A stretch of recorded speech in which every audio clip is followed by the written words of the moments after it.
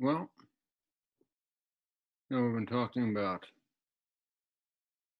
disease here and disease there, and um, uh, destroying types of animals and swamps and bugs and all that stuff. Some point in here, it's all got to come together. And around the time of the birth of Jesus of Nazareth, it does come together. Um, Essentially, if you look at this world map here, you've got two big areas for disease. Right here, this section of China along the Yangtze River. Over this way, um, the Indian subcontinent, and then going down into Southeast Asia this way. We've got a third one. That's right down here in what's called the Bight of Africa. Wonderful area for malaria and all kinds of other neat diseases. And the Congo Basin, which is connected to this region, very hot, very moist, just what a good disease wants. But this is kind of this section of disease in here. This kind is kind of cut off by the Sahara Desert here. Now, if a disease can get into the Nile Valley, which is right here, then it can go on to bigger and better things. Fortunately, that doesn't happen very much. It happens some, but not a whole bunch. Now, when we talk about the Roman Empire, one of the things about the Roman Empire is that the Romans were very good at what they did. And in the Monty Python video, they said, "Well, how about the roads?" And as well, that goes without saying, the roads. And so you've got the Romans built roads, really, good roads for the time. And you can see how good this road network is. You can go from over here near what is now Casablanca, all the way around, all the way up here, all the way over through Germany and France, and then go up here into England and go clear up into southern Scotland, and never leave a Roman road. So that's perfect. By the way, diseases like that too, because once a good disease gets going on this road here, it gets transferred from person to person, and it just takes off on you. But hey, you know. Um, and when we look at what happened around the time of the birth of Christ, is these two pools here, this down here in southern China along the Yangtze River, this pool of disease here that is stretching from the Himalayas here in northern India all the way down into Southeast Asia, this pool here.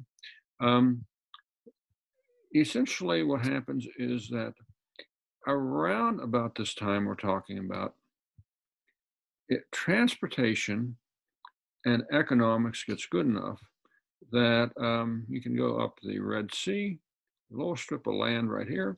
You can get across on this land, pick up a Roman road, or more likely pick up a boat, and the disease can just move on. Trade between the Roman Empire and China in particular was pretty vigorous. They don't teach this in school very much. I don't know if they teach it in school at all. But, to think of the Romans as being over here and the Chinese as being over here, well, that's true. But there was a lot of trade between these areas. And so now there is some trade between Rome and India, but the disease problem in India is so great that there's a limited amount of trade. Of course, what it does, it can, if you get some, you can certainly get disease. There is a very limited amount of trade down here, but malaria is certainly going to work its way up into the Mediterranean. So essentially what happens is, this section of the world, that is the Eastern Hemisphere, the diseases begin to mesh together. And you end up with a pretty good back and forth between disease. Now, this is not instantaneous. This is, we're not talking about jet planes here. We're talking about slow boats being driven by wind, talking about people walking long distances across deserts and stuff like that. So it's not a fast. And as a result, what happens is you get a disease here, and some years later you get that disease will travel over here. by the time that disease comes back this way, the people in this section have lost their immunity, and off you go. So we know that there were waves of disease that went through Europe and then went through China, or went through China and then went through Europe. But anyway, you do get this intermix of disease now. You're beginning to get things are beginning to merge in such a way as to make the transmission of disease a worldwide affair, or at least an Eastern Hemisphere affair. Um, a lot of these diseases, when they hit, of course, Chinese disease, um, you know, Europeans have never seen. So you end up with like a third of the population dead in a particular region.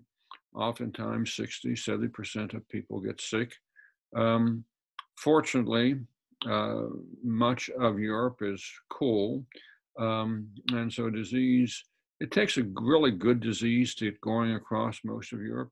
But nevertheless, we're talking about, you know, just a whole lot of exchange of diseases. And it's not, sometimes we can't sort one disease out from another because we can have two or three good diseases going at the same time in Europe or in China.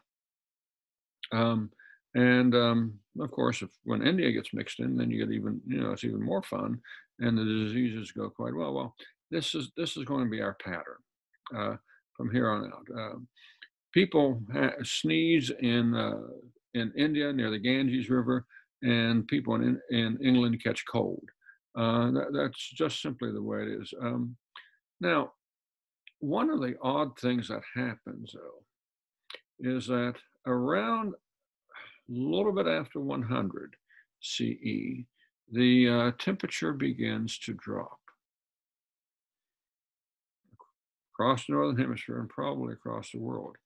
And that's going to make a considerable difference in the disease environment. We're going to come back next time. And where I want to stop here is with the global temperature dropping, um, and which means less food, less agriculture, fewer animals, less husbandry. If cattle expect a certain temperature, doesn't get up to that temperature, they die. And same thing with other animals that people eat. So the end result, therefore, is that around somewhere after 100 CE, but certainly before 200 CE, we end up with this temperature drop, and it's going to cause some very significant problems in terms of the disease environment. So you take care, and we will go off, and I'll see you in the next lecture, and stay healthy. All right. Bye-bye.